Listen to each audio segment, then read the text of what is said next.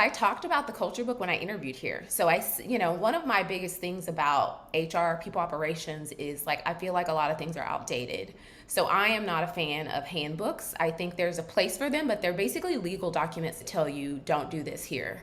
And I wanted to do a culture book because it's like, okay, well, what is the culture like here? What is the experience that you're going to get being here? And so when I started, literally, this was my project on day one, is to write this culture book. And so I went around asking everyone when I was, my first couple of weeks is, what is it you like here? Why do you want to be here? Why are you staying here?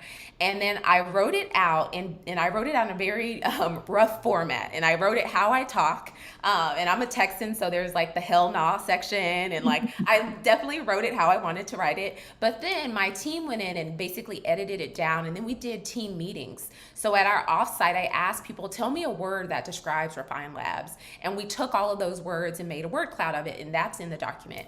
And then we had meetings with everyone to ask them, what is it you like working here? What could we do better? So we didn't want to just focus on like what's happening right now, is the talent destination. How do we get to where we want to be? So we asked everyone, we hosted meetings where anyone could join if they wanted to and tell us what they thought we should put in the book. Now, mind you, when you do that, you're going to get a lot of opinions. So we had to then narrow it down and stay focused.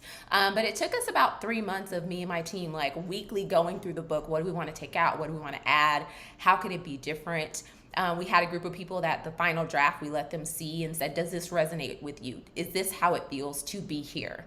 And it was a labor of love, a big labor of love, but it's something I'm so proud of and that we just put out there for everyone to see, because we want you to know this is what it's really like if you want to be here in a fully distributed workforce. This is how it will feel for you. And so the book is actually really funny too. It's not all serious. It's definitely some fun stuff in there, and we wanted it to be that way.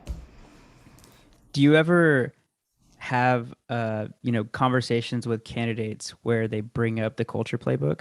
All the time, every single time. They always bring Really? it up. Yes, it comes up in every single interview, because we send it to them in the interview process. It's everywhere on the internet. If somebody really wants to research us, they can find it. But they always bring it up. And there are certain sections, like the hell nah section, that people think is hilarious. But they also love the sections of people telling about their experience. So I think we have maybe 6 or 7 inserts in there from employees saying this is what it feels like for them on their team. And we tried to get someone from every single team. So that those are a big hit as well, but they always bring it up. I actually think it's one of our biggest selling points right now when people are interviewing.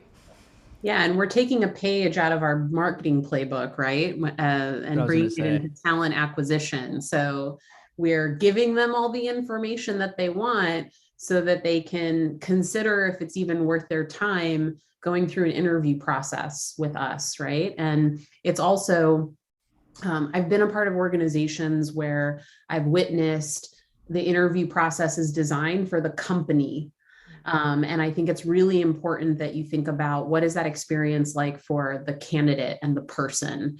Interviewing is a two-way street, and it shouldn't be about either party convincing the other person to do something. It should be a conversation about, hey, is this the right fit for both sides?